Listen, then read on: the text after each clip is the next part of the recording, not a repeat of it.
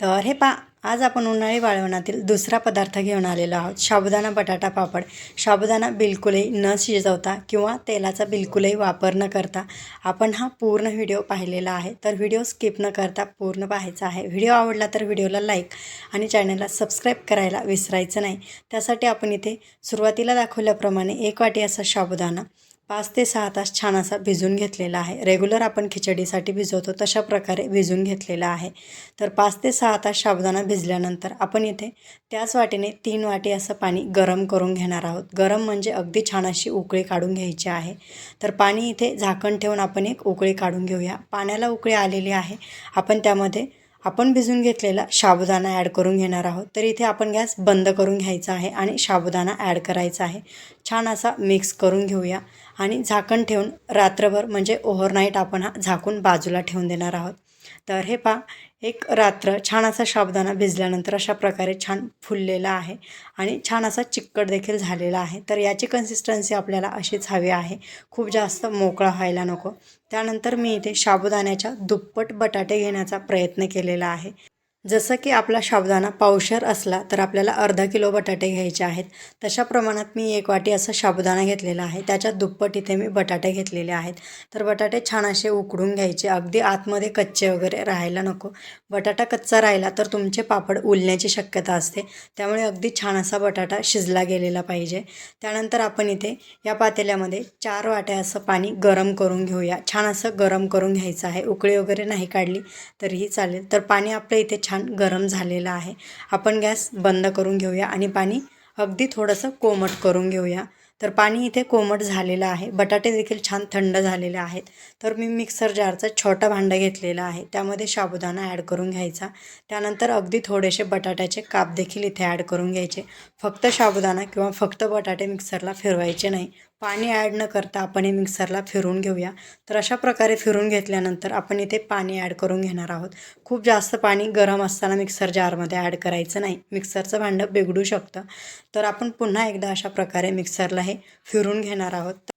तर आपण सुरुवातीला फक्त साबुदाणा, बटाटा आणि पाणी मिक्स केलं तर या मिश्रणामध्ये गाठी होण्याची खूप जास्त शक्यता असते. त्यामुळे अशा प्रकारे सुरुवातीला आपण बटाटा, साबुदाणा मिक्सरला फिरून घ्यायचा आणि त्यानंतर पाणी ॲड करायचं.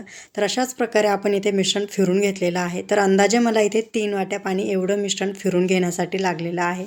तुम्हाला थोडंफार कमी जास्त लागू शकतं किंवा मग तुमची परफेक्ट अशा प्रकारे जर कन्सिस्टन्सी या मिश्रणाची झाली नाही तर तुम्ही हेच म्हणजे गरम पाणी यामध्ये यूज करू शकता. तर आपल्याला कुठेही इथे थंड पाण्याचा वापर करायचा नाही. तर मी मिश्रण अगदी छान असं मिक्स करून घेतलेलं आहे. त्यानंतर 1 चमचा मीठ, तुम्ही तुमच्या चवीनुसार इथे मीठ ॲड करून घेऊ शकता. तर हे मिश्रण अगदी मीठ ॲड केल्यानंतर 2 ते 3 मिनटं मी पुन्हा एकदा हाताने मिक्स करून घेतलेलं आहे.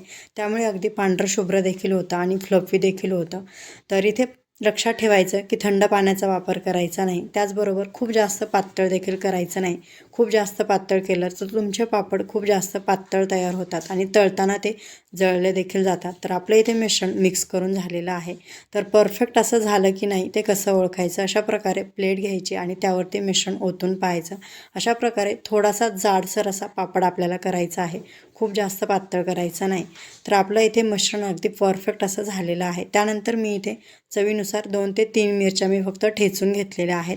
पूर्णपणे ऑप्शनल आहेत किंवा मग तुम्ही हे पापड उपवासाला बनवणार नसाल तर तुम्ही इथे जिरे ॲड केले तरीही चालतील. मी अगदी थोडीशी मिरची ॲड केलेली आहे, खूप जास्त नाही, ते तळताना ठसका येतो. तर तुम्ही पाहू शकता मी इथे अशा प्रकारे थोड्याशा जाडसर असे पापड तयार करून घेत आहे. छान असे दिसत आहे. तर आपले 1 वाटी साबुदाणा एवढे पापड बनून तयार झालेले आहेत. पापड थोडेसे सुकले की मग ते आपण पलटी करून घेणार आहोत. तर हे दुपारनंतर पापड अगदी छान असे ट्रान्सपरंट झालेले आहेत आणि त्याने कडा देखील सोडलेले आहेत.